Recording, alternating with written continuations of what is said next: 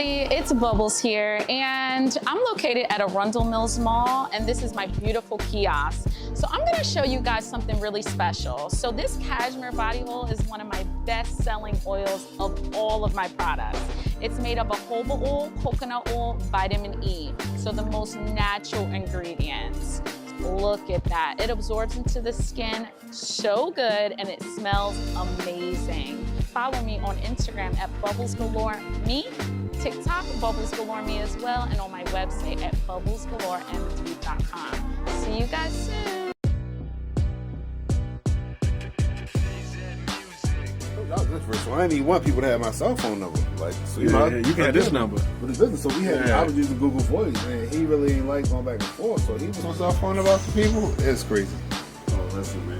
I love this tequila, bro. Thank you. That's yours. You can have it, man. This is Vibes, man. I'm trying to be a brand ambassador for Los. Say the name.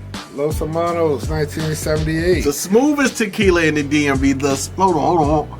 Yeah. Ain't no bite. It ain't no bite. The smoothest tequila in the DMV area. I'm trying to, Vibes, I'm going to push this to all the celebrities. You know I am. Just tell this man, go ahead and, do his thing. Yeah. I mean, it works in all good. We can't say be a brand ambassador. You do like sponsorship or something. You know, you got the table. Put his head on the table. It's going to, this one every episode, that's what it all. Welcome back to another episode of the Vibes Podcast, man. Y'all wasn't here for the 45 minutes that me and him just talked. But, man, I got somebody special. If you are in the DMV area, Nigeria, we're going to get to you. We got somebody that's been pushing liquor like nobody else has pushed liquor before. So I'm not going to say his name, not because I don't know it, but I'm going to let him introduce himself. Go ahead, bro. All right. Thank you for having me. I'm Donta Henson, the CEO, co-founder of multi-award-winning Loshermanos Tequila. Oh, yeah. Now, before y'all know this, right? When we started this, he told me that he does not brag about his tequila, but when them cameras rolled, now it's multi-award-winning tequila. Yeah, you gotta let the people know. You know, people don't automatically know what it is, but they know they tried, they like it. Your brand has came across my table multiple times, and when I hear people, the show is. If it's a black person, black group, or whatever, I want to try it. I want to know what this is because I want to give you the shine, and your product has shined all over DMV. So what made you start this? Because there's not a lot of black people that's in tequila specifically. Right. I tell people all the time, the catalyst for starting this was my wife. My wife was drinking tequila long before I knew the difference between Blancos, Reposados, and Nejos. Like, this was her thing. And it was just like during the pandemic when the lockdown started, my brother, he had a lot of time. So he would come to the house here, bring a bottle of tequila because he knew that's what my wife so we would just sit around drinking, sharing good times and different stories. And after a while, once we kind of learned a little bit about tequila, we were excited to share what we knew. And we found out that people couldn't reciprocate. At that time, we got one or two responses from people. People of a certain age was like, tequila, had a bad experience back in college, like I'm good. It's definitely one of them. Right? Or other people, especially here, like people just knew 1800, Jose Cuervo, the big brands. And this is before people were on the Casamigos. And so we're like, no, listen, there's a lot of great tequilas. Try this brand, go get this. And my brother really took that and ran with it. And he became like an unofficial brand ambassador for a lot of these companies. And I'm watching my brother out here pushing these products. And it just, after a couple weeks, I was like, hold on, bro. Like, how many cases you sold for these people? Like, you ain't got a t-shirt or nothing. Like, we could start our own brand and we probably could do something. And it was like, just that simple idea is, what gave us the impetus to do this. Did you mean it when you said this? We could start our own brand? Or did you was like, I mean, we could just do our own thing? Did you really just something you were passionate about actually doing? No, absolutely. I was serious. So one thing about me is I'm always going to look and see if it's a possibility. If it's a possibility to do something, then, why not? Like, we've seen enough people who had good ideas and let it go die because they never followed up. Right. Like, you've seen people with so much talent in different industries that she was like, man, if they would have the work ethic to stick with it, they could be great and never fulfill that. So, whenever I have a place to create a lane or to do something that I can do, I'm going to do it. Like, if it's big, if it's small, fails, whatever, I did it. The doing is The more doing is important the than hardest part. the end result. So when you brought this idea to your brother, I always wanted to know when y'all brought this idea, how did y'all start? Like when you told your brother this, did y'all know where to go? How did the labels, anything? Like how did the grassroots get to where it's at now? Yeah, absolutely. When I told my brother, because one, we were sitting around enjoying tequila at the time, he like thought I was crazy, right? And I was like, listen, you're doing the work.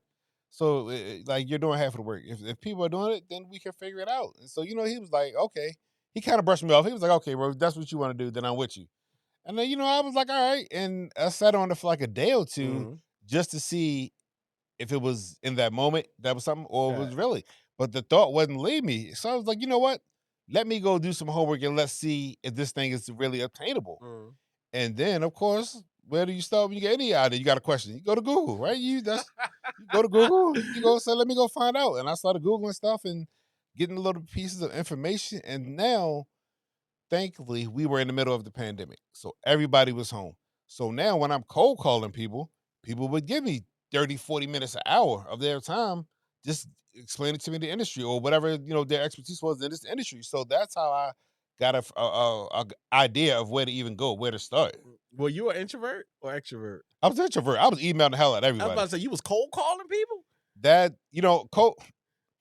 That wasn't really cold call. So what would happen was I was emailing people. I would email people to help people. And Okay. But some people would call me back, 8 o'clock at night. I'm thinking I'll send this email. It's a business. Nobody's going to get it till the next day or two, but I wanted to get my thoughts out. And it wasn't uncommon that people would call me back 7 o'clock, 8 o'clock at night. And I'm like, oh, okay, Yeah. well, if you're a call, let me go jump on it. And that's how it just started that way. So you said that that's where it started. When people say they like tequila, right? And you said the pandemic. I want to say pandemic, the tequila that was popping was Casamigos, Jose Cuervo, which is always out there. But it was the big one was Casamigos. Mm-hmm. So when people say I want to start a tequila company or I want to get into the liquor business itself, you actually went down to Mexico and put in the footwork. What is the cost to this? I mean, the cost, everybody's journey is going to be different, Mm. right? So it depends on, how long you're going to stay in Mexico, how much inventory you're looking to buy, or honestly, what most people in our shoes, how much money can you get your hands on from the start? And you just, kind of backfill it in, you work in there from there. But to go to Mexico, like I think the flights is the most expensive part of the trip. Once you get there, the hotel is cheap, the food is cheap, transportation, everything is crazy cheap. So it's easy to get around and get what you need when you're there. But it's just that plane cost might be like $700 per person round trip. You're not getting in this business for cheap. That's what I'm hearing. Yeah, I mean now when that's just to get you there. But you got That's just to get you there. It's a lot of things you got to factor into. Like before you get to a product, one, you have to get your company structured, right? So you have to form your LLC or your S corp, C corp, whatever, however you're going to structure your company. You can't skip steps. You got to have an attorney. Like, listen, Rocket Lawyer ain't gonna get it. Legal Zoom ain't gonna get it. But that's where people go first. I understand they're doing a lot of advertising, and it's low hanging fruit, so makes sense. That's where people are gonna go. But any entrepreneur that's been in business for go out and successful will tell you you're gonna spend a lot of money going back to an attorney to get them to redo everything that you done paid for from Rocket Zoom. I mean Rocket Lawyer. You got to refine all of this, right? So get your accountant, get your bookkeeper from the start. Once you get your business and your team squared away, then go find your product and get your product going. Because, like, if you try to go skip steps and try to go get your product first, and then you try to backfill all of this, you're gonna spend way more time, way more money, and everything is going to be taken away from the marketing promotion you could be doing with your product. Because now you got these other things going on that you need to take care of. When you were going through all of this, right? What was one of your hardest bumps? Oh my God, the hardest bump was the weight. Like wait on what the product? The product. So I think we found a distillery in June of 2020. We were talking to them, and they told us that because people weren't traveling during the pandemic, they would ship us their house tequila to use as the baseline. And we said, okay, because my wife was like, absolutely, you're not flying right now. Like people out here dying left and right. I know. Oh, She was that's like, big pandemic right. too. No. Yeah, this is June 2020, right? So she was like, absolutely not. So I said, okay, fine. So I asked the distillery to ship it to me, and it took like 3 weeks to get the first samples. And I was just like, you know what? No way in the world. We would be here forever to try to go back through different iterations. And so I told my brother, I was like, okay, we got to go. And so, we just kind of like, all right, we got to get our heads around. We have to go and we had to figure this out. November 2020, we took the trip and we went down there for 4 days. And it was like, okay, we're excited. We're in Mexico. This is cracking. Everything is beautiful, lovely. We get done those 4 days. We got our first images of our bottles. We got the samples. We know what it tastes like. We're excited. We come home. It took 9 months before we got our first shipment. Get the fuck. Man. 9 months? And at this time, I had no patience. So I'm literally, shout out to my brother, because my brother is the one who kept me in this business. Because after like 6 months, I'm getting ready to get on the phone to the distillery. Like, look, y'all can keep that shit. Give me my money back and I'll go do something else. Like, this is absurd. But did they tell you it was going to take 9 months? Not at all. Not at all. And I'm not sure that they knew, because in Mexico, when you get a tequila, you have to get approved by the Tequila Regulation Council, which is backwards down there. It's called CRT, the Council of the Regulation Tequila, but we call it the Tequila Regulation Council. So, one, you have to send your contract with the distillery to them for approval. Once they approve it, they will send an inspector from there to your distillery. They want to see where in the distillery is your barrels, and they want to see your barrels with your name on it to actually prove that that's yours. And it takes a process. And even once you get that first approval, and the distillery begins production, the CRT still has to send somebody out to check that first batch before it goes out. So, like, we had no idea of any of this process. We're just checking in, every so often, like, what's going on? And after a while, like, the frustration is building because people here, like, where's that? Where's your tequila? Like, da-da-da. Yeah. Right? And so, but yeah, it's a process. In that meantime, in those long 9 months, what were y'all focusing on? We were just focusing on just trying to learn the business, right? And honestly, I wish I would have took that free time and really dove in more than what I did, because I've never had that much free time since. Right? Like, so that was a missed opportunity on my part. But yeah, I mean, just okay, again, while we're waiting, let's go get our team together. Let's go find an accountant. Let's go find a bookkeeper, an attorney, right? Let's go find somebody who can do websites, and let's start getting this thing together. Let's, for me, learn social media, because I only had Facebook and Twitter back then. Please let people know how old you are. Yeah, I'll be 45 in November. And so that means you started learning this when you was in your early 40s. Yeah. Instagram and everything like that. Yeah, I had no idea about. I was never interested in Instagram, like, because from what I've seen from the outside, like, you're just looking at pictures and videos, and I was like, I like Twitter because Twitter gave me information, and that's what I like, to be able to, talk to journalists or see stories long before it hit the news. You know what's going on, so you kind of be plugged in. And so I was like, I like Twitter, and that's where I was. But once we kind of got in the business, all right, well, now you gotta show. You got to show this business, right? And it's like, Twitter's good for that, but it's not that platform place for that. Yeah. So when you was going through all of that, man, matter of fact, no, we're going to backtrack here. There are not a lot of black people, that's not say celebrities, just bare bones, grassfoot black people in liquor. And I have always said and you're saying you were from Maryland, we have a lot of liquor stores, but there are not a lot of liquor brands that are from black people. Why do you think that is? I mean, okay, so on one point, I think there is just exposure, right? Like, because a lot of us wasn't exposed to this industry, right? A lot of us don't get into it. But since the pandemic, it might be like 200 black-owned brands out there, which is still a pin drop compared to the industry as a whole. But there's a lot of us coming, right? Like, there is a lot more than people would necessarily know. And I think people who kind of can capture that, these people kind of really start getting notoriety, because it's an interesting journey. So in the beginning, when we started, not we. I'm gonna say I only knew of 2 black-owned brands that wasn't celebrities. Mm. One was a tequila, one was a vodka. And then, it became a thing where I think after George Floyd that people started recognizing black-owned brands in general. Oh, it jumped up. It went crazy. And then it turned to the end of last year, early this year, that people are actually seeking out black-owned brands now, right? So it went from not knowing about this thing, That's this all we general was looking awareness, for. to now this is what people are coming for. Like, it's interesting to see the market move, but yeah, like, I mean, any category that you want, you can find multiple black people there now. So with that, do you get excited about your accomplishments though? Because you say there are a pin drop of black-owned liquor companies. Y'all, even though y'all haven't been in the game so long, y'all, I can confidently say after doing my research, y'all are actually dominating the market here, this DMV area.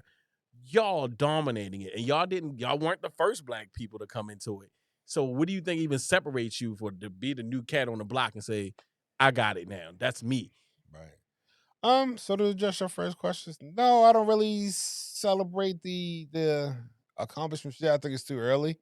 I mean, again, you've seen a lot of things happen, brands blow up and kind of fizzle out after a year. So you be like, dang, what happened to so and so that was hot last year, right? Like, so I never want to put us in that category. So, again, we stay diligent about staying working. But honestly, I think the thing that kind of separates us from these other brands is 2 things. One, it's the story, right? Like, people seeing our story because we documented our journey from long before we had a product.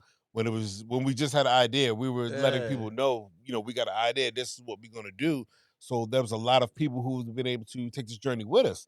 And then, like that authenticity resonates with a lot of people, and a lot of people see that, and people are like, oh, really? Well, let me check this out, see what people are excited about. And 2, the best part is we got some really dope tequila. Like, that's point blank. Pump your chest out, man. You got what? We have some really dope tequila. Like, and I don't say this a lot, but I tell people, do your homework. Like, you'll never find another reposado like ours. Which separates y'all though? Matter of fact, this your bottle, this his brand. I've never tasted it. I've only heard the reviews from friends and family that said this tequila, once you taste it, it's gonna give you what you're looking for. So since this is your baby, I'm gonna let you open it up. Yeah. I'm gonna let you open it up. I want to see now. Gotcha. So got the Blanco in house today. Thank all this. Thank you. I appreciate you. Yeah. I'm a Blanco guy. I appreciate you. Good. Because everybody has their preference. Some people like Blancos. Some people like the Repos. Let's see. This is my first live impression of this tequila. So let's see. Matter of fact, you was a tequila drinker, right? So I want you to put me on game. Gotcha. How do you supposed to drink tequila? So the first thing you should do with tequila, anything, is to smell it. When you smell it, it should smell good, right? Like, if you smelled it and it smells like gasoline, you probably ain't gonna drink it. It's probably gonna taste like gasoline, right? Like, so that's the first thing, right? But once you kind of get a smell for it, then you take a small sip and you roll it around your mouth because you'll feel a little tingling in this, right? And it activates your taste buds. So you swallow it and you exhale. Now, when you take your next sip, now you'll actually get to taste all of the tequila.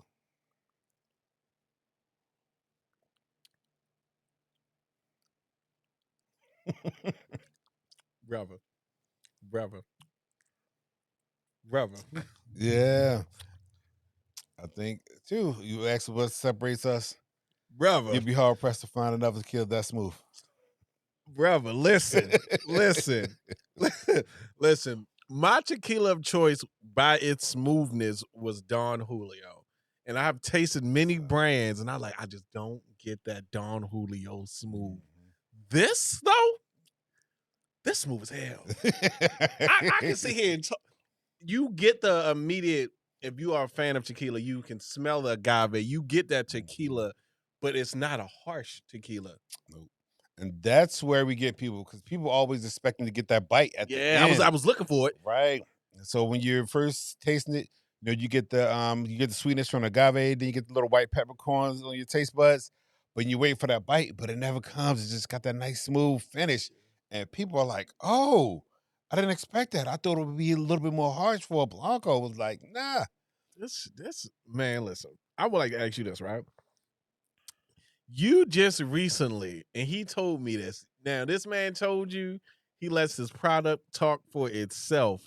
You had an event, right? And I'm gonna let you even say it. You was down Morgan State recently. Yeah. Go ahead, go ahead. I'm out the frame now. Go ahead. What you was doing down Morgan? Yeah, so we sponsored the event. Shout out to Raven Anthony Parker for inviting us in. But we sponsored the event that they were hosting. We Earn Your Leisure podcast. Mm-hmm. So it was us and another brand that sponsored the whole VIP, where everyone, they had a lot of big names from the city to get to come. People was there, to try your tequila, and it was like, oh, like, what is this? What is this? Am I carrying this at my restaurant? Like, if people, call that, people like, yeah, like 2 guys from here, that guy probably some of the smoothest tequila you've ever had. Mm-hmm. So, again, it's interesting, but now we're getting to a place where it's not getting unusual to kind of get these calls from these big corporations, these big companies, these bigger brands. It's like, oh, they want you to come be a part of what we're doing. It was like, again, the work speaks for itself. You were saying that your circles are primarily your wife and your brother. With everything happening, right? When was the last time you got excited where you got starstruck? Like, I can't believe we here off of 9 months of a hiatus, a random idea in the pandemic. Now you not even technically, you built an idea from your own mind, and now you have one of the smoothest, tastiest tequilas right now on this coast. When do you feel that, like, and I noticed something with you. He said he was with another brand or whatever. He ain't tell you the brand. If he want to tell you, that's on him.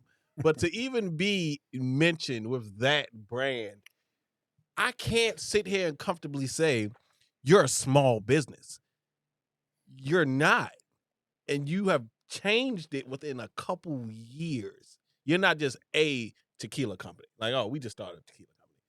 You are the tequila company now, that you can put your names next to the Hennessy's, next to the Belvedere's, when people can recognize your brand. When people go to liquor stores, there's a lot of liquor, tequila they never heard of in their life. They go to what they know. You are now in that conversation of, oh yeah, I know you now. You have the familiarity, whatever. He got me drinking. You have the culture now, and what you were saying earlier, with there not being a lot of black people, and I'm gonna give it to you. Not been a lot of black people in tequila. You are making it possible for black people that have an idea, because everybody gonna start with, well, I don't know how to do that. I don't know how to do that. You made it possible, and you didn't tell your evaluation, Right. but yeah, you do know you the brand now, right? You know what? It's interesting because we were really fortunate to see a lot of success very early on. Mm-hmm. And so it's like when you think about it like this. So the way I analogize it is, when you're a rookie, you first get drafted in the league, right? Right. Like, you're like, wow, I'm in the league. You're seeing people who you watch and you idolize, and you're right there, right? But you're in it, and most of the time, like, you don't really appreciate what it was until you're 4, 5, 6 years in. You got that veteran experience. Like, for now, for a brand that people never heard of 2 years ago, when you go to a liquor store now, right? Because if anybody knows anything about retail, it's about adjacencies. Like, where are they putting you next to? When you go to a liquor store now, it's not uncommon for us. We're right next to Casamigos. Talk your shit. We're right next to 818 Tequila or DeLeon, right? Like, that's what we're getting placed very next to, right? These super huge brands with these super big backers that we're just 2 guys who came out here and really made something, right? So now when you see you're kind of getting that kind of placement in people's, restaurants, or I mean, not restaurants. Well, it happens in restaurants too, right? Like, and you go to liquor stores, you see it. Yeah. And again, for us being fortunate, less than a year in, we got a sponsorship. Now we're sponsoring the Chesapeake Employees Insurance Arena. We're the official tequila of the arena. And you gonna sit here and tell the people that you feel like you a little black business. You ain't shit little about this. Man, I mean, again, it's, my philosophy is, it's too many times where we've seen people achieve a certain level of success, Mhm. and people kind of trip out off of that and, Yeah. and lose stay their work humble. ethic and stay humble. Like, Mhm. listen, all the accolades are gonna come, all that, pattern back, that's great. I thank you, acknowledge it. But we got work to do, right? Until we get to a place where we are affecting the market share of Casamigos, right? We affecting the market share of Jose Cuervo and Don Julio. Then I'm on my grind. But once we start getting these people where, we're start knocking off some of their market share, okay, then I feel there's room for accomplishment. There's room for me to Yeah, cheer. now I Right. can put my chest out. Right, yeah. You might not be aware. There was if everybody's aware of Don, what was it? The Diddy brand. Oh, What's his name? DeLeon. Right. DeLeon dropped Diddy, right? And Diddy's big thing was he felt as though, I guess he did his research or whatever, that they were only pumping his liquor in predominantly rough black neighborhoods. They weren't in the upscale, I guess, white Caucasian suburbs neighborhoods. And I guess he was saying because they labeled him as a black brand. Do you feel as though with your situation, being two black men, y'all are very forefront, they know who you are. You are attached to this brand, that you're going to get labeled as, oh, it's tequila, but the black tequila? Like, how do y'all separate that not to be the black tequila? Right. So one thing I want to really speak on this situation, right? Like, I don't know all the details of Right. Diddy's situation, what it was with Diageo.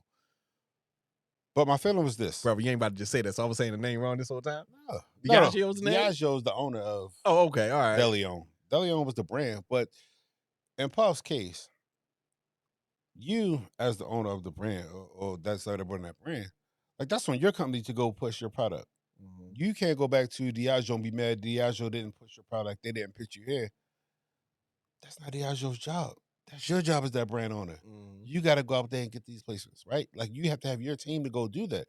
So if you're relying on them, you're leaving it up to them, then you kind of get placed where you get placed. And if you don't like it, again, you could take the route he took, or you can go back to get your own team. Says, look, we need to be placing here, right? And so that's one part of it. The other part is, I understand he feels some kind of way about Casamigos, right? Right.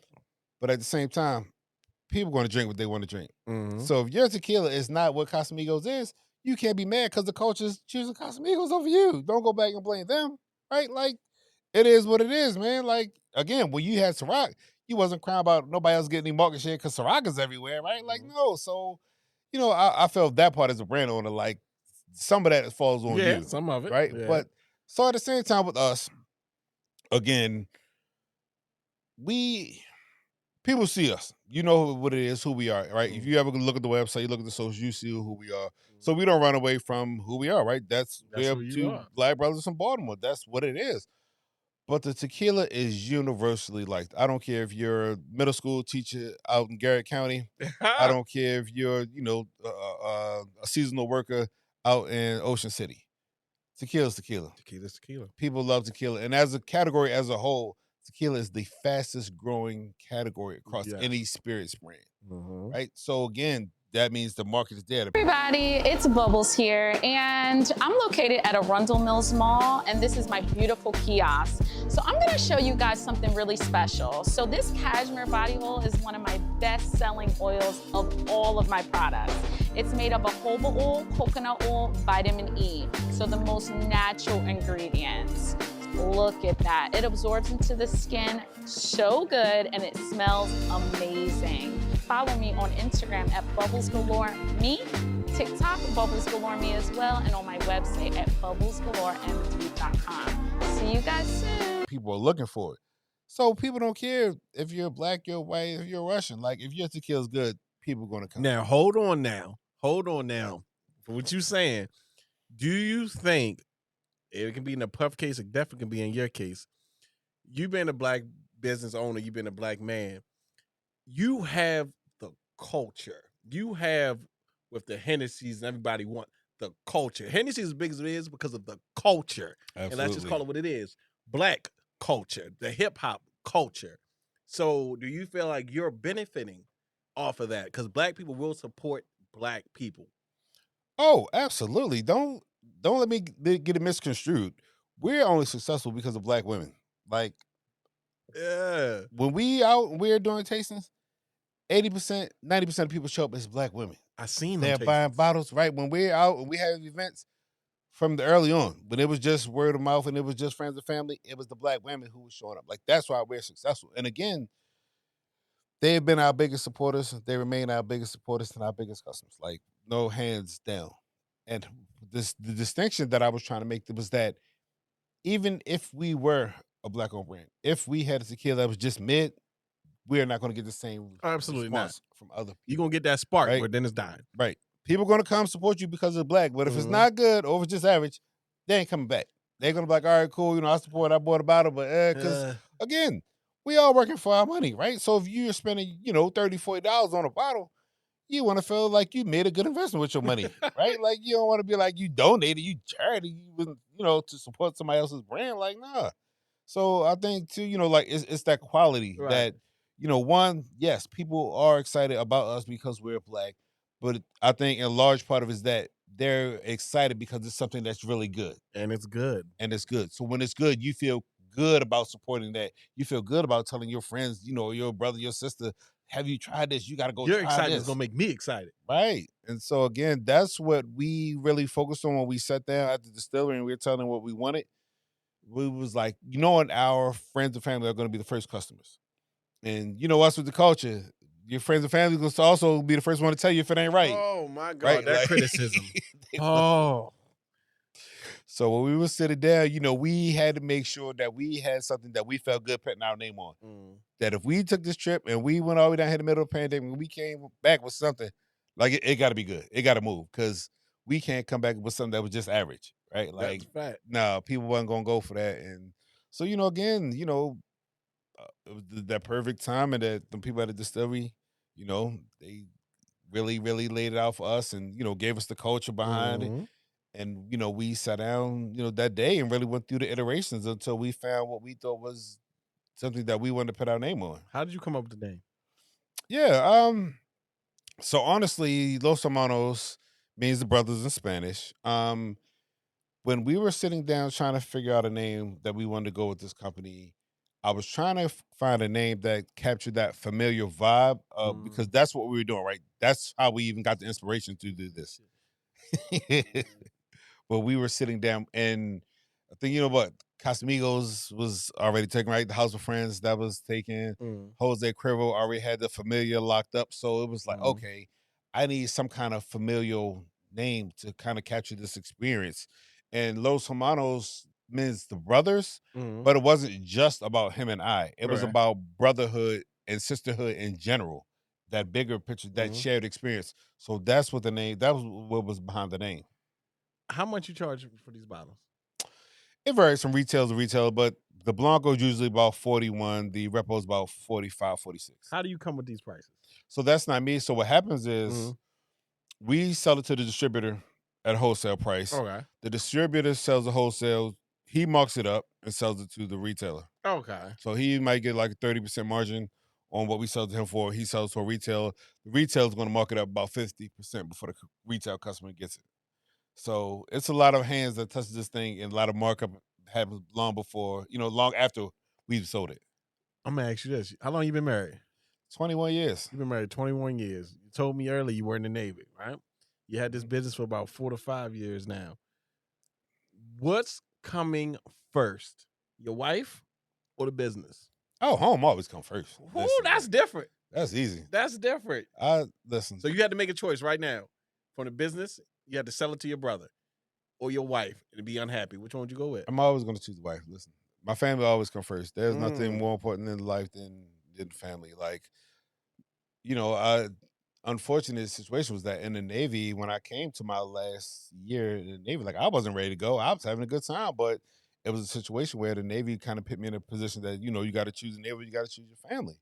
That's you know, that military life. Yeah. All right, well, this is an easy situation for me. You know, I left and people remember I left in 2009 in the middle of the financial crisis. And so, you know, my career counselor was like, are you crazy? Do you see what's happening out there? Are And you I was crazy? like, hey, I mean, you know, they didn't give me a lot of options and I'm never going to pick something over my family. So, you know, I was like, I'll bet on myself. I'll get out there and figure it out. And so every time it's always going to be taking your family. When we were talking about this, a lot of people, matter of fact, me and you were talking about it. Would you ever sell your brand? I would be totally lying to you if I said there was never going to be a number. Like, that's just ridiculous, right? There's way too much money. That's out there. way too much money. But I don't have a number in mind now. Like, we're way too early on to even entertain, some kind of numbers. But, one day, who knows, right? Like, somebody might come with a number that, right, make you sit down and says, oh, we need to talk about this. So, I'm never close the door to that possibility, but I don't have a number now. Would you regret if you sold this business, whoever bought it, and the product diminished? You would hate to see it, right? Like something that you put all of your time, effort, and labor into to grow, and you would see it. But at the same time, we have examples. We've seen it, right? Like we were just talking about the culture. We've seen Sean John come out of nowhere and be that hot brand, and then Puff sold it for a bunch of money, and then it kind of went down. It was the same thing with Rockaway, right? Like Rockaway was hot, everybody wanted it, and then they sold it, and then it kind of went down. So there's examples that we've seen before, but you always hate to be that person in that boat to see that's your brand, and so you always have a spot for it, but once you sell it, I mean that's the thing you have to understand when you sell it, right? You don't fully own that no more, so you don't have a lot of control, but you always want to see what you created do well. Always. Do you have a liquor in your house? Of course. How does that work, bro? So, I mean, all right, as we were talking about before, there's a lot of Black-owned spirits brands. So everywhere I go, if there's a brand that I don't have in my bar, I'm gonna buy it, right? Even if it's something that I might not personally drink, like I will buy cognac. I don't drink cognac, but there's a Black-owned cognac. I'm gonna get that because when other people come to my house, they might like cognac. Let me expose you to something. I can't do the cognac. They got that bite. Yeah, that's a thing. I mean, to each his own. But some people might like the bite. This lady right here, she liked the bite. I can't do the bite. So I need to know, because I have always wanted to talk to you for the time that we've been setting this up. Right now, right? Always ask my guests this, right? It's two-parter now. If you could go back to your younger self, right? And tell him when 15, 14 about himself in the future, what would you say to him? I would go back and tell myself, stop doubting yourself. Like, you are just as smart as anybody out there, if not smarter than most of the people you're going to be around. Don't doubt yourself. Like, believe in what you think you can do and go and lean into it. I think, because for me, that's always been a thing that always kind of play the background and watch people, and then you kind of make your moves, but never really fully leaned into things until well into my 30s. So I think, like, who knows where I'd have been if I would have started early, really believing in myself and what I could do. Would you change something? Oh, I would change a lot. Now, say if you could change that thing you're thinking about right now, but you wouldn't have the tequila company, would you still change it? Yeah. What would it be? I'm always a person who likes new experiences. So even though this is great and we're like, sure, let's go back and change it and let's see where it goes, right? Because we're sitting here and you're like, man, you have this tequila company that's great, that's here, that's this, right? But if I could go back to my 15-year-old self, who's to say I wouldn't be somebody like damn Zuckerberg by now, right? Never know. And while the tequila is great and it's doing well, and I'm thankful for that, I might have been a multi-damn billionaire by now, right? Like, you don't know. But if you don't give yourself that opportunity to go do that, right, you will never be. So I'm always like, all right, if there's an opportunity for something, like, let's try. Let's see what happens. When the last time you've been drunk? God. You know what? The funny part is, last Friday, actually. Okay. Now, surprisingly, I went to Mad Cow down in Laurel. Shout out to Mad Cow. I'm meeting with a business partner of mine, and we, had a few drinks. Not even a lot. It was just 2. But by the time we were ready to go, I was like, you're not telling me you drunk off 2 drinks. Listen. You own a tequila company. One, I don't know what these dudes had in their drinks down there at Mad Cow. Because I definitely felt some kind of way when I left this thing. I was like, oh, like, what's going on? Like, I don't normally 2 drinks really, I'm okay, but I ain't really feel no kind of way. But yeah, I mean, I don't know what them boys putting that margarita them night, but it took me down. I was supposed to go out Saturday. I was like, man, I'm staying home. I ain't even go out. Like, I don't even want to say where I was supposed to go, but it was a nice event that I was supposed to be a part of. Go All and right. see Saturday. I couldn't do it. I was like, I'm beat. I just had to kick back. So Okay, now you thought she was going to come here and it was going to be about tequila. Absolutely not. Now I'm on to you. You've been married for 20 years, 21 years? 21, Kids? 2 kids, 20 and 13. How do you manage keeping your marriage happy? As I said earlier, it's put your family first. Like, through jobs, businesses, whatever, all these things come and go, right? Like, me and my wife been together for 21 years. And I think, like, what allowed us to be here for this long is, like, we always try to put each other first, right? Like, so, again, you get home, tell your wife, again, traveling back and forth, all these things, we always keep the communication good, always check in there with each other, take each other's temperatures, see how you feel, and all these different things. But, again, you kind of get into a balance with your partner. And so that's what's just, we just try to work on always trying to keep each other first in front of mind. Do you think, because you said you were in your 40s, do you think now how you view marriage, how you treat your own marriage is kind of dying off with the younger generation now? Because you had if you're 40, then that means your parents were pretty much in there. They got born in the 60s, somewhere in there. So you had a real traditional type of situation. Do you feel like us now and the younger generation are looking at marriage as more of a burden now? Like, why? Why do I need to marry you when I could just be your man or whatever? We could take trips, own properties, build businesses. Contracts are a real thing. And now the value of marriage is just going down now.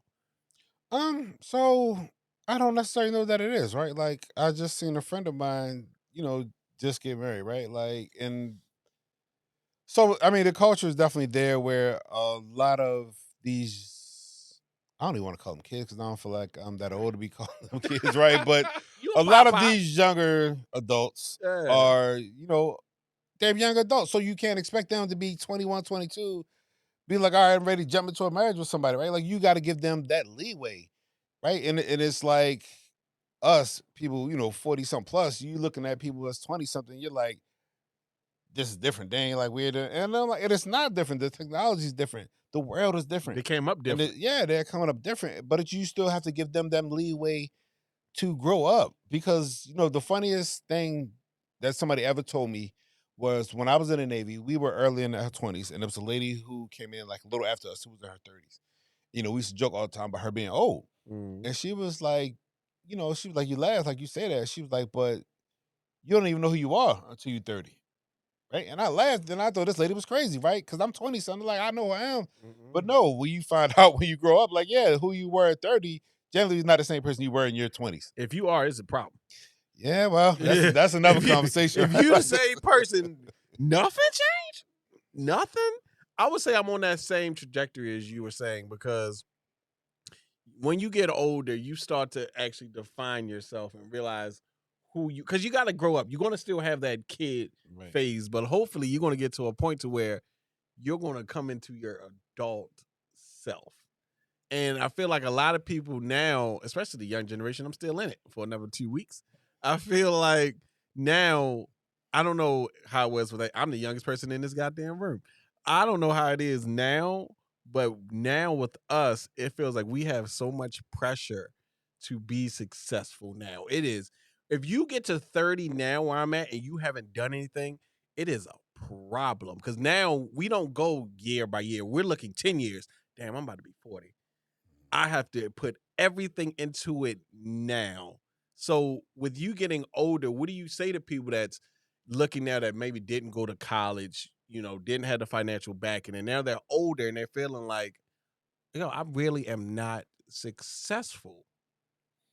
Right. And I think it's a social media age that, we grow up in, that people see all these things online. And God, I hope people realize probably about 80% of what you see online is phony. Like even you see images of people, like, these things are phony, filtered, like, this is not real. And so these are conversations that I'm having with my son right now, who's just turned 20, right? Like, I mean, just turned 21 in October. He's feeling like so much pressure on him that he hasn't accomplished this. And I'm like, dude, you're only 20. You was just in high school a year ago. Like, give yourself that time to grow. Like, you don't even really know what you want to do in life yet. Like, take some time to go travel, go do some things. Like, you'll figure this out. But you have to give yourself that leeway. You can't feel like because the whole world's online and they showing this and people are saying this and they're saying they're doing these things that you have to feel this pressure to live up to some imaginary standards. Like, it's not real life. Like, most of the people you see, even people who went to college, most of the time they get out of college, they go start working. They realize they don't really like what they went to college for, and All then the they're time changing was- careers, right? Like that Mhm. happens, and it's like, again, like just give yourself that time, let yourself experience some things. Once you kind of get a little bit of experience behind you, you can kind of make your mind up about what you like, what you don't like, and that'll help you get some direction on what you want to do with your life. You've been around famous people. You've been around millionaires. You've been around people. Mm. I will tell people, right? Like you were saying about the social media thing. When these cameras go off and there's no Instagram, you talk to these people and you may grab a little rapport with them. Oh, it's not all sunshine and rainbows. I've been interviewed people that have hundreds of thousands of followers. If you go look, they're funny. The engagement's good. Met one guy, he's telling me how he's homeless, how he was hooked on drugs still, currently. And I was like, but that's not what you portray online. He was like, that shit is fake. I said, what? I was like, so all these things I'm seeing. He's like, nah, bro. That is a facade. And for kids now, you're looking at kids that are millionaires. So yeah, their life is going to look different, but they also have problems that they're not going to go online, hopefully, and get to crying and everything like that. They get sad too. You just get rich people problems. Yeah, I mean, there is no life without problems, right? Like everybody has something that you kind of have to deal with or something that comes up and you go through it. But the majority of the people that I've met, regardless of what kind of station in life they were in, they ain't spend all their time leisurely. They ain't don't spend all their, not the successful people I know, they don't spend all their time out there on social media scrolling or on vacation trips. Like they're working. And that's what got them successful. And because a lot of us, I can't include myself in this thing, but a lot of successful people are like first generation successful. Oh, so you're not first generation successful. I ain't successful yet. We're getting there, but I ain't calling myself as successful yet. That means you have a mark before you label that. Yeah. What's your mark? I don't know. When my surroundings is different and everything looks different and it's different from, what I were 5-6 years ago, then maybe. But Man, I'm still on the grind. you are different from where you were 5 Listen. years ago. Don't gas these people up. I still got a day job. I'm still driving the same car I had 5 years ago. Like I'm still out here making these deliveries myself sometimes. I'm still pulling up to events myself to work these things. Like, yeah, You still putting in that work. Yeah, so it ain't like I got in this thing and money's just rolling in. I'm just living my life on Instagram and people out here work for me. Like, no, that's not how this industry works. If that's the other thing. If you want to get into this business, understand that it's two things. This business is a marathon. It's not a sprint. Like the money comes, but it's not going to be. It takes a long time to build that money up, to build these things up where you're kind of really reaping these benefits. And two, it is very cash intensive in the front end. So it is definitely not for the faint of heart. So if somebody sees this, right, and they say, you know what, I'm gonna go out and try this bomb ass tequila. I'm gonna say that this bomb ass tequila, right? And they say, you know what, I want to work with these guys. I want to be a sponsor. I want to do something with these guys. How do they make that happen? What is your criteria for making that happen? I mean, first thing I tell people, reach out, whether, it's through the website, it's through, DMing us on social. And again, what I can't be specific enough about people is put your ass in the beginning, right? Like some people want to reach out and then say, 2 or 3 messages in, then they want to get to what they want for like, hello. Right, yeah. Or people just out the blue, hey, where can I get you tequila? Like, where are you? How am I supposed to know, where you are? But whatever to ask, if you want to partner with us, again, send us a deck. I think that's the easiest thing to help vet, some of these people because, you'll get people says, hey, I'm having a birthday party at my house. Can you guys come pull up? Like, Yeah, that's not how that really works, right? Like, The tequila can pull up. I don't know if we right? are going to be a part of it. One lady, I think it was sometime last year, she was like, "Hey, I'm renting a party bus, doing this thing. Can you guys come and do a tasting on our party bus?" And I was like, "What? Like, man, no, I'm Wait pretty a minute. sure What if the money's there? You have No. morals. Wait a minute. I mean, it's not necessarily more as opposed to with your legal liabilities.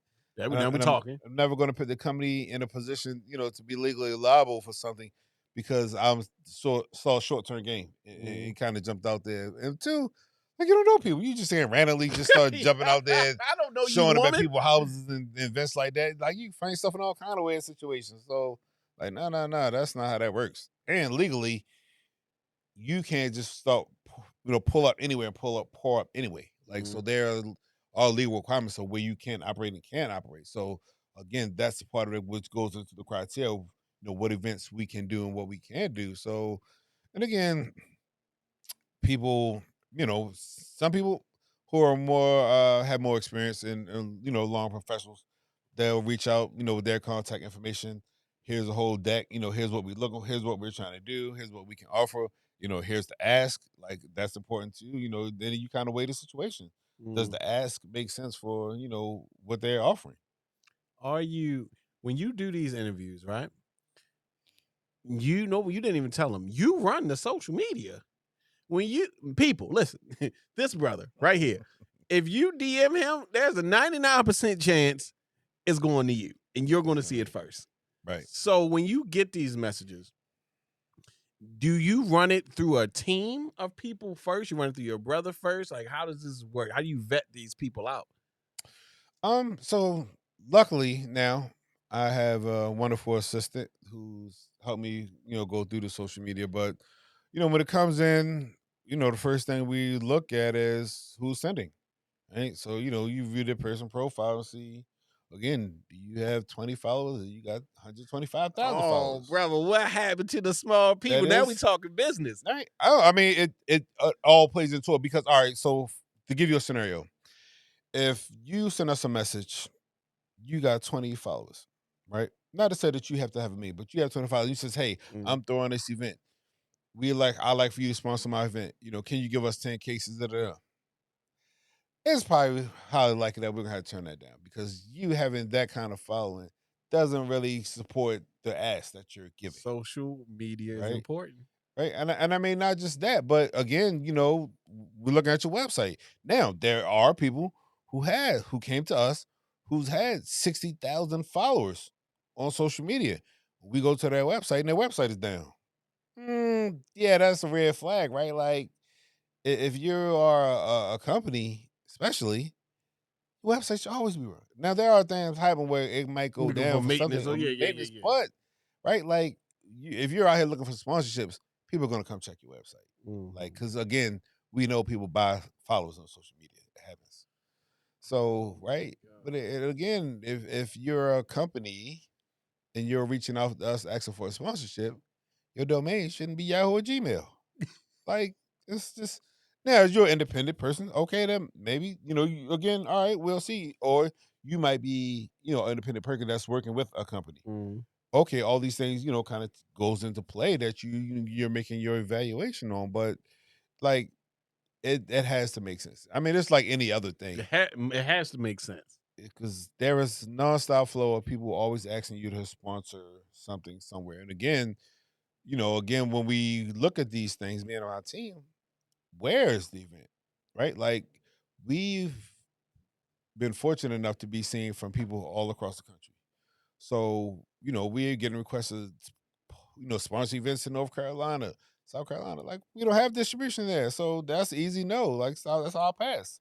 Because, again, for us to spend all this money to travel, go to these events and donate product for people who will never get the tequila, who will never be able to go buy it. Like, there's no ROI on that. So it's like generally. First of all, I've been in this game for a little bit.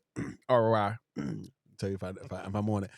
Return of investments is a very important thing because when you were just speaking, people see you on social media. They don't know the overhead that I got to expend. Am I getting money on the back end of this to cover that overhead? Because if I don't really like you, I got to spend $5,000. I'm only getting 500 back. No. Right. Absolutely not. But I was just thinking about something because I looked at your page just now. How the hell do you get these awards? So there's competitions that happens all year long, and basically, you pay your entry fee and you submit your products, and the judges they'll do most of them do blind tastings, and they'll rank yours against the other entrants, the other people who entries, and then you come out where you come out. And we've been, very fortunate that, it's only been growing that, I think the first year this Blanco has won a silver at the New York World of Wine Spirits competition. Some again. You seen the name. If you like these wines, when you go in these liquor stores, you're going to see that label that's on that bottle. Listen, San Antonio's. You've seen this label. So I know. You real humble, but I know your shit is where it's at. Right. Yeah, I mean, overall, like, since we started in August of 21, this Blanco has won, 5 awards, and the Reposado has won 6. And so last year in the SIP Awards, which is the biggest international competition, we won a double gold for the Blanco and gold for the Reposado.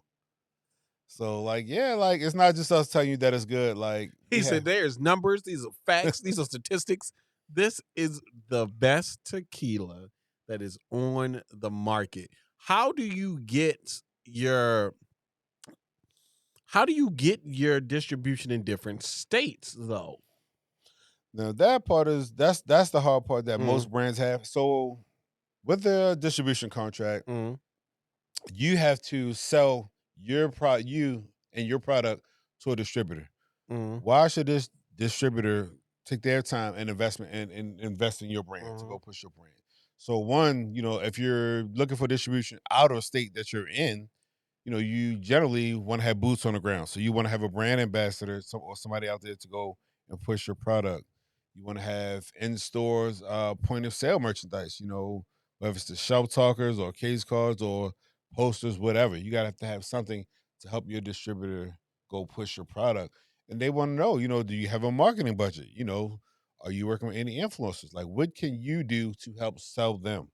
What's the difference for people that don't know? The difference between somebody that is a brand ambassador and somebody that is a sponsor. Sure. So brand ambassadors usually have 2 functions. Brand ambassador is somebody who will show up at events for you. Like, they might work the table, pouring up samples and things like that. Or, you get some of these partnerships where you get with the online influencers that will promote your brand online. That's one brand ambassador. The other brand ambassador is the actual boots on the ground. I ain't saying I try to be a brand ambassador, but go ahead. I got plans, girl. I got plans. I hear you. But the other brand ambassador, which I think is the more vital one for a small business, this is the person that's going to go out there and go knock on doors for you. This is that person who's the going most vital person, who's going to go out there, especially in a market that you're not in, that's going to go to these different liquor stores to go pitch your brand. Because a distributor, if you're fortunate enough to get distribution, a distributor has a portfolio. So if you have tequila, they might have 2 or 3 tequilas. And so when that sales rep goes out, they have a portfolio to pitch. And your brand, especially if you're smaller, you might get 5 or 10 minutes of that person's time in that store to try to get your product in. Whereas that brand ambassador works for you, is dedicated to you and your product, that's really going to go out there and give that store 20, 30 minutes of selling your product.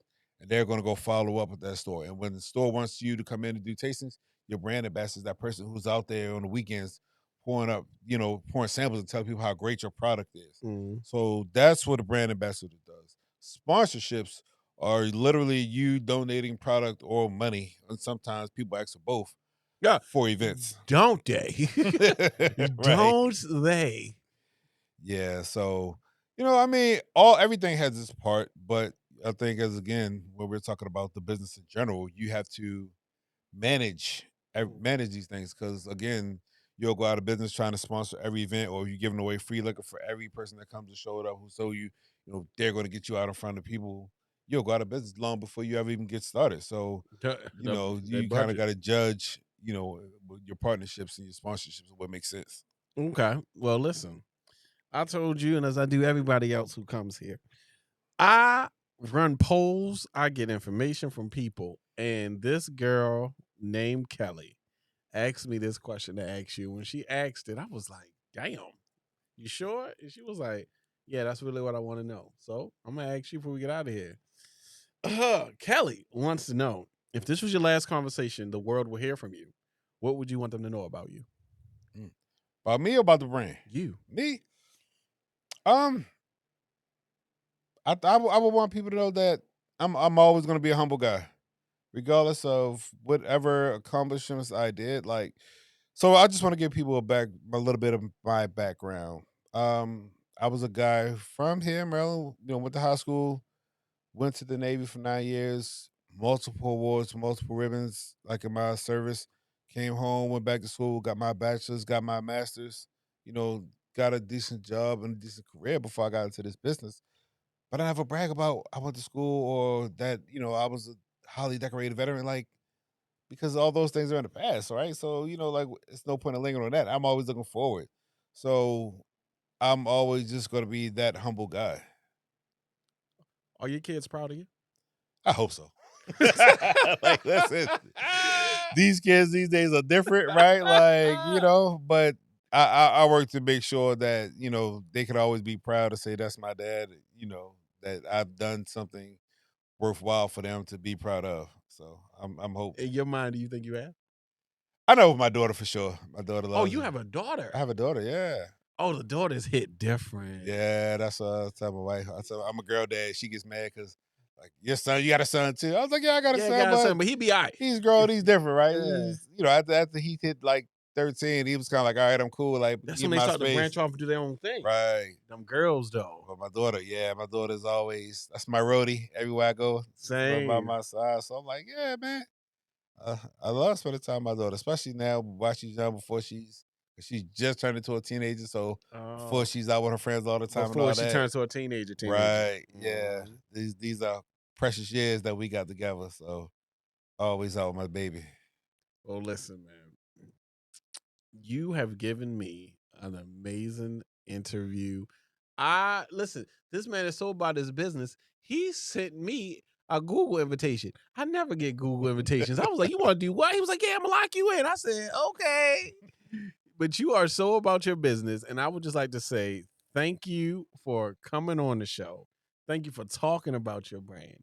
Thank you for letting me even know how tequila works. Because I always wanted to know, how do people get in tequila? And you let me know today, there's an upfront cost. This is not a cheap man's game to get it. I mean, it can be, but your product's going to be dog shit. Yeah. Do you help your competitors before we get out of here? Or you into that businessman like, nah, I can't do that, bro. So it depends on who you're looking at as competitors, because the people who are in the same lane as I'm in, I don't look at as competitors. I see that it's more community. To me, the competitors are Jose Cuervo, Don Julio, 1800. Those are competitors. All these other black-owned brands, that's where I am. Like, this is community. We trade ideas. We share resources, right? Because, again, we're not looking sideways. We're looking up. Y'all looking up. And y'all Right. both side by side going up. Right. Well, listen, I would like to say thank you. Tell people where they can find you, this amazing tequila. You won't see him all around the state because he pushes this product heavily. Go ahead, man. Yeah, so you can find us online at www.tequilaloshermanos.com. You can find us on Instagram at Los Hermanos Tequila. We're on Facebook as well, so we're out there. They are doing their rounds, and you were saying something really important earlier. Y'all might not have the biggest following if you're starting tequila, goddamn bracelets, but if your product, which you have stated, can speak for itself, it does not matter how many followers you have. Once you got the ear, the voice, the eye of the people, they're going to come. And you guys have been a testament to that. For me even finding out, to me tasting this, learning how to drink it, this is going to be my tequila of choice. Thank you. I'm humble. This is my tequila of choice now. Y'all know why I'm saying this. So listen, this has been another lovely, lovely episode, man. Check out this tequila. It's going to change your life. If you go to one of these blind testings, you ain't going to know what tastes good, but when you taste it, you're going to know. Say the name, brother. Loshermanos 1978. And y'all know what that means. So listen, check us out on the next episode of the VIBs Podcast, man. This has been another lovely episode. And we're going to be back with the next one. Thank you so much, brother. Thank you for having me. Yeah. Oh, you're not done.